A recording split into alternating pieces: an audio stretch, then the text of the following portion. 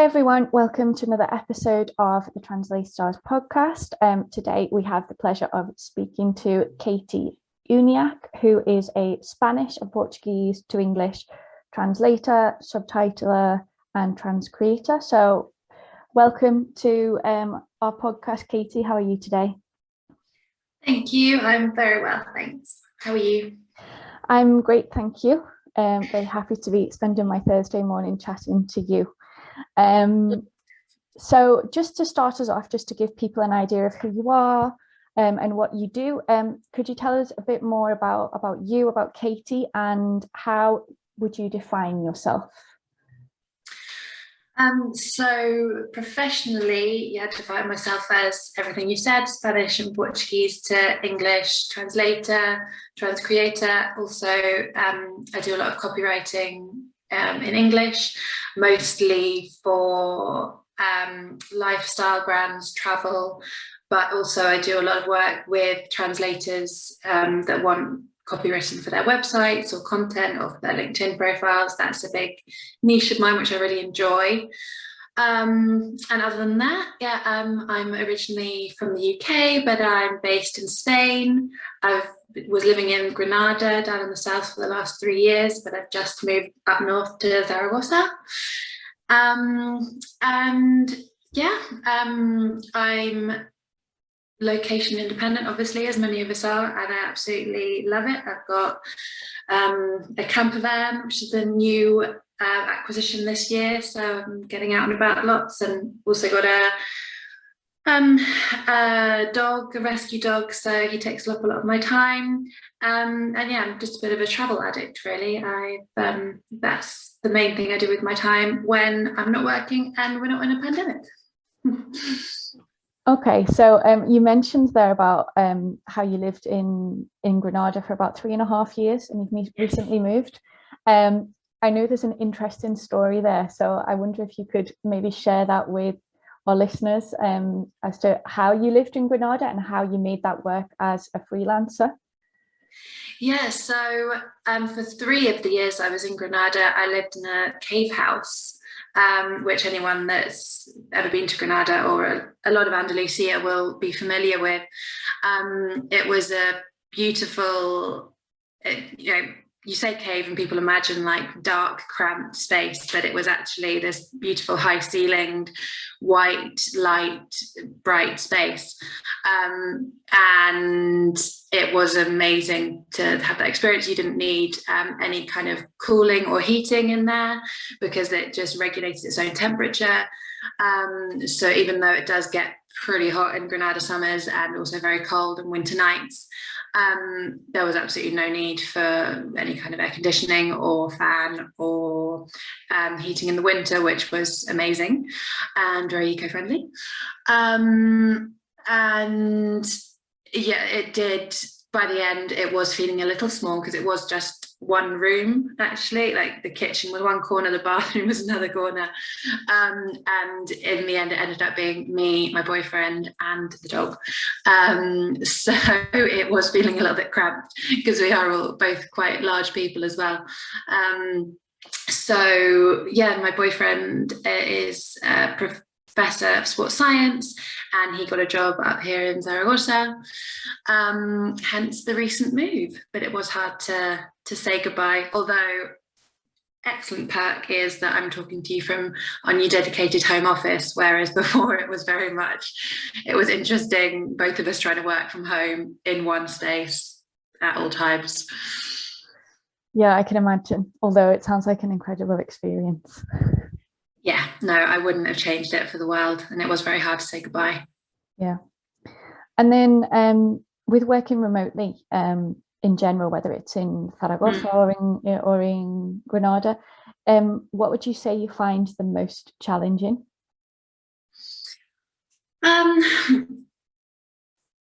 For me, I've always had an issue with, even when I was back at university, very much leaving things to the last minute, and I need the deadline for the pressure to be able to get things done. So I do sometimes need to I find it hard to motivate myself to actually get started with projects when, you know, when I could get started with something, but the deadline is still a week away, 2 weeks away. I'll just be like, no. So I've had to find a way, like find ways to motivate myself to actually start things when I should, rather than letting it go down to the wire, which was always my habit, yeah, as a student, and then did definitely bleed into my freelance life. Although I have to say, I often do my best work when I've got the shortest amount of time and it is under pressure. So I do allow, a bit of balance, force myself to get things started earlier than I would naturally want to, but leave that little bit of pressure just at the end, because I know that that's when I will do my best work. And have you got any tips for anyone who is similar? What do you use to motivate yourself? Do you have any, like the Pomodoro or any of those? My main tip is actually just start, like forcing myself to start it, to actually move away from just a blank page, even if it's just, for example, if it's copywriting for another translator's website, like getting all the information I have on them and just spending some time gathering it all, putting it together in one document and starting to organize it, putting, you know, like setting up a structure of the different pages. And at least, even if I haven't actually written any copy for them, I've got everything I need in one place, and then I already feel like I've started, and then it's much easier for it actually to flow. I've just forced myself to actually just get something down on the page, and once something's there, even if it's not something I've written, then it's much easier to keep going. It doesn't feel like such a mountain to climb. So yeah, that's what I do. Yeah, like starting is normally the hardest part. Normally once you get into the flow, it's a lot easier, at least in my experience anyway. So I know when I was reading through your profile and your website, preparing for the interview, I saw that you describe yourself as a language geek. Which I think a lot of translators probably do. But did you always know that you wanted to be a translator, or was it just something that you kind of fell into because you enjoyed languages and you enjoyed traveling? How was it for you? It very much was something I fell into. I always loved studying Spanish at school, and then I studied Spanish and Portuguese at university. But to be honest, it hadn't even occurred to me that that translation was even a job, really, until I was in my final year. When I of Spanish and Portuguese, when they introduced the translation modules, and I was doing really well at it and just really enjoying it. And then I'd been doing a bit of copywriting work. That's how I first got started with freelancing for my cousins who own a copywriting agency, just writing some blogs and things. And so I kind of got a taste of what freelancing could be like from that. And then I was also looking around, thinking, well, I'm really enjoying this translation thing. Is there translation work out there? So then I was looking around for jobs online and got started with a bit of translation. And it all just fell into place, really, because then after I'd finished my degree, I went off to Mexico for a year on a placement where I was just teaching English 12 hours a week at a university. So I just had, that was enough to cover my cost of living, what I was earning from that, but I had a lot of spare time. So I filled it with building up my translation and copywriting work, and just was never at the beginning. When I was in my fourth year and things, I thought, at some point I'll get a real job, whatever it is, but, a 9-to-5, actually someone will employ me. But as I was building it up and then I was starting to earn more money, I think something just clicked in my head and I was like, actually, I don't need to give up my independence, setting my own schedule, deciding where I live, living life on my own terms, essentially. So it's like, I adore translation and I adore copywriting, but it's mainly the lifestyle that they allow me to have, which was why I ended up doing what I do, because I just didn't want to really give up that. As a student, you are already you kind of have an introduction to the world of freelancing, I think, because you are having to manage your own time. You have got deadlines. It is almost a natural progression, and I did really thrive in that environment, and so it just kind of felt like a natural progression. And do you find it easy to kind of maintain that balance now? Even because from what I can see from your profile and from your website and from the testimonials that are there, you have a lot of clients, and I assume you have a lot of work. So do you still find it easy to kind of live life on your own terms, as you say, and if so, how do you manage to do that? So obviously when I got started, not so much. I mean, every freelancer when they first get started, it's just, you can never say no because you're always terrified you're never going to work again. And as you do start to build up more clients, then you do start to get a bit crazy with work. But I'd say pretty much since the beginning of the pandemic, really. Before, I was already improving, and I was not working weekends, and I was taking more time off. I think I'd taken some decent time off in the summer of 2019, but the pandemic has definitely given me a lot of kind of clarity about what's actually important in life, and has helped me take it down a notch. And I'm working significantly less, I would say. Not that I still have plenty of clients, I have plenty of work, but I am just spending fewer hours on client work. I kind of nailed more. I think I'm just being a bit more efficient with my time since it all began. And I also did this wonderful course, Charge with Confidence, with Susie Jackson, who is a mentor for freelancers in general, but she's also a translator herself. So she works with a lot of translators, and she's brilliant. And I did that course with her last June 2020. And she really helped me to kind of see the value of my time and set my priorities as well. She helps you think about what you really want out of life and set your rates accordingly, essentially. So I'd say at the moment, I haven't taken my work down to a 4-day week officially, but I do probably only do about maybe 3 to 4 hours of client work a day. And I am, I do just prioritize other things above my work a lot in terms of family, friends, just generally my relationships. I think I've definitely got a much healthier balance than I did. Yeah. That was a very long-winded way of saying. I imagine that was quite difficult now, because I think I'm also freelance, so I think that sending that email about I'm going to put my rates up, or I'm now going to be charging this, it's a very difficult step for a lot of people to take. And it feels very emotional as well when you're a freelancer. It's your rates are a direct reflection of who you are as a person. And if you're asking for more money, then you're greedy or you're arrogant or and it's that Susie's course really helps me to take the emotion out of it and just step away from it and see myself as separate to my business and my rates, and not that everything that happens in my business, if something goes wrong or something goes wrong that's not a direct reflection on me, it doesn't make me a bad person. You see what I mean? So that was a big I can only think of the phrase in Spanish, a big different, a switch that really flicked in my head after that course and really kind of changed my perspective on it all.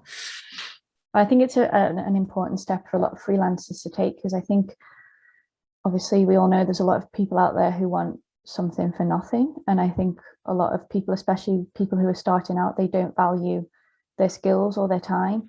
Totally.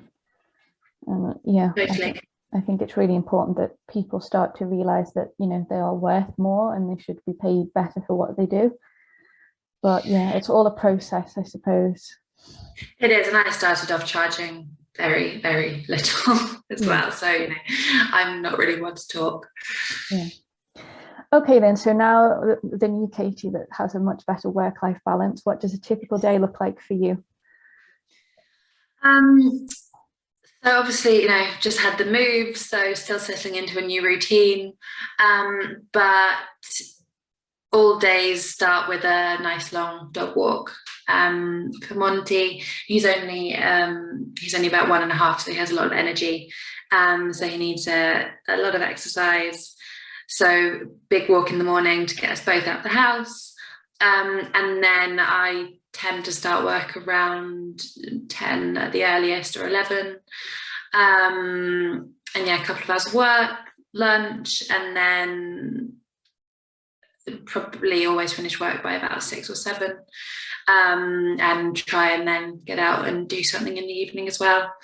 But yeah, generally, I obviously still trying to get into a routine here,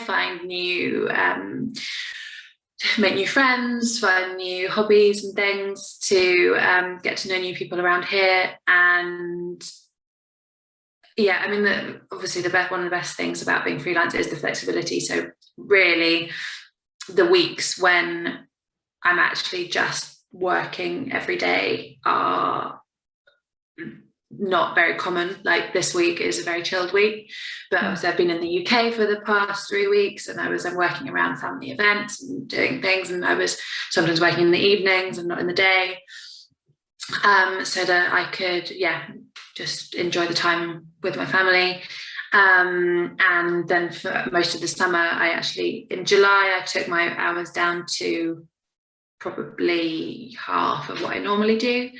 And because you know this, with the Spanish heat, it is pretty hard to concentrate on anything anyway. And clients get quieter in the summer as well, because everyone's busy with if they've got kids with their families, or they're off on holiday. So it's an easy time to really take things down a notch. And then I took the majority of August off work as well, because again, it's a good time of year to, whilst everyone else is off, well, I may as well be as well, because clients don't miss you too much. And that was great. I think I had about 3 weeks off work entirely, and I had quite a problem earlier in the year with computer elbow, which so I ended up really swelling up, just because I was spending far too much time typing in a non-ergonomic way, and that pretty much disappeared over the month of August. So that was definitely a sign that I do need to slow down. keep that balance in place. Okay.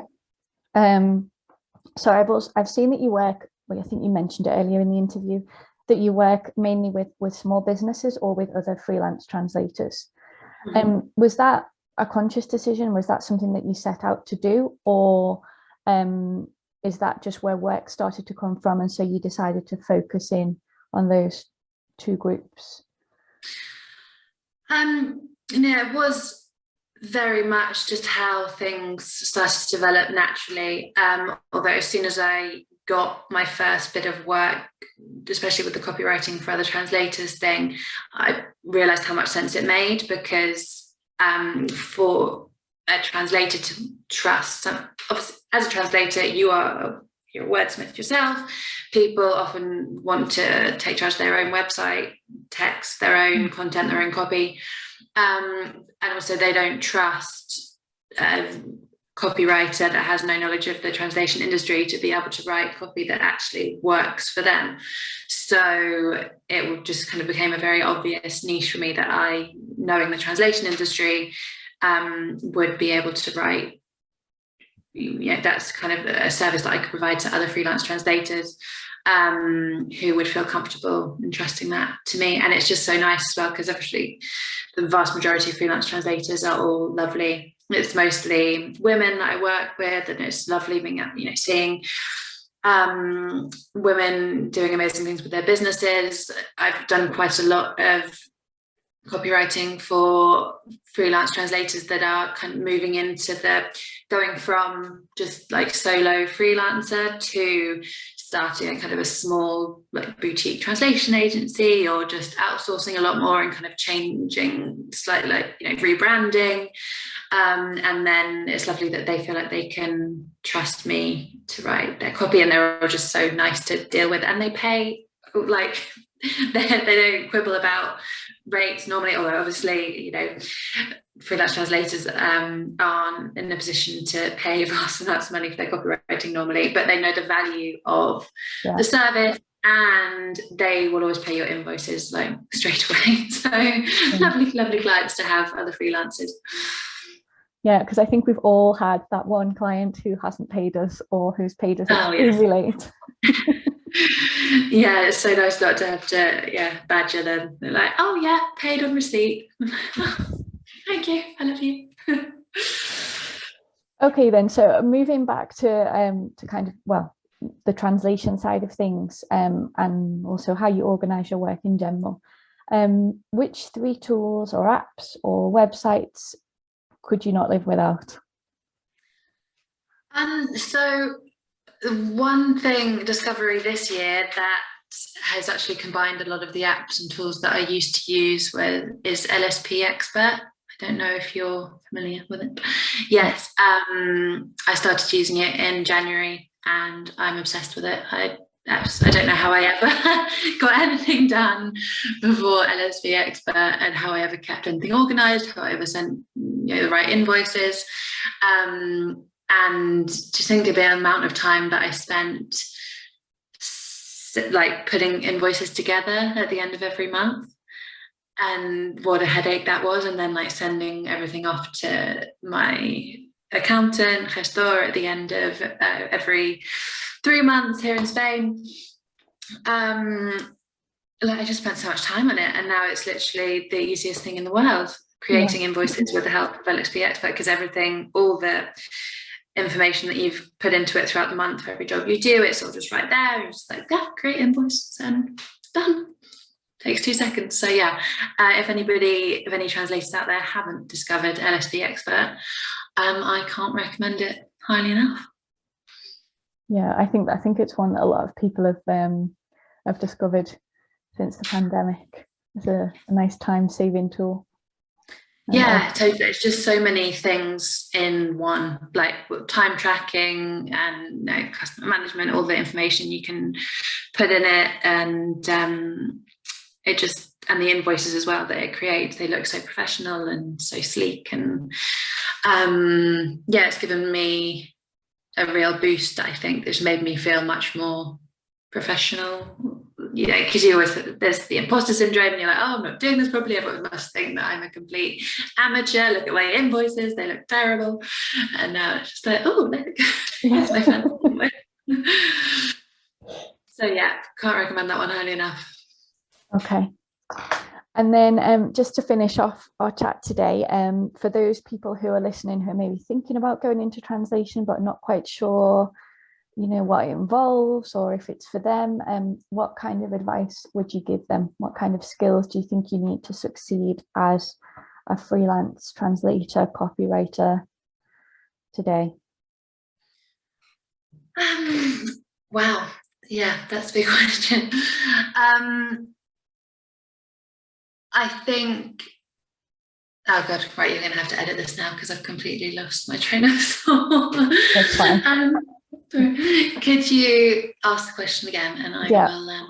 So I'll try and simplify the question. What advice would you give someone who is looking to pursue a career in translation?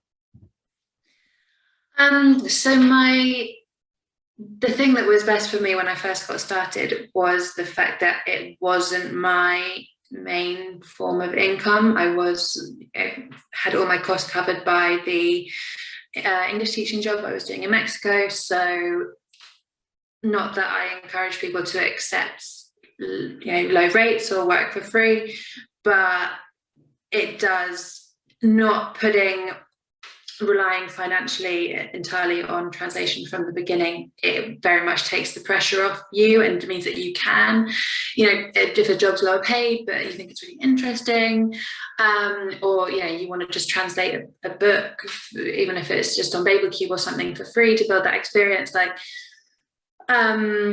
to not just put all your eggs in one basket right at the beginning, but to allow yourself the time to build it up slowly.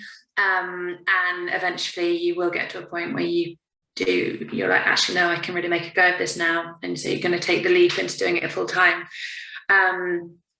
but yeah, also just don't put too much pressure on yourself to make it all happen overnight as well. Like, it is, building a translation career is a slow burner, and you will have to contact a lot of potential agencies and clients, and you will have to do a lot of legwork before you get those initial jobs. And just don't be disheartened by lack of replies or no's or whatever, because you will get there eventually, would be the main thing. Okay. Well, thanks so much for your time today, Katie. It's been a really interesting chat, and I'm sure people will take a lot from it. Fingers crossed. Thanks. Bye.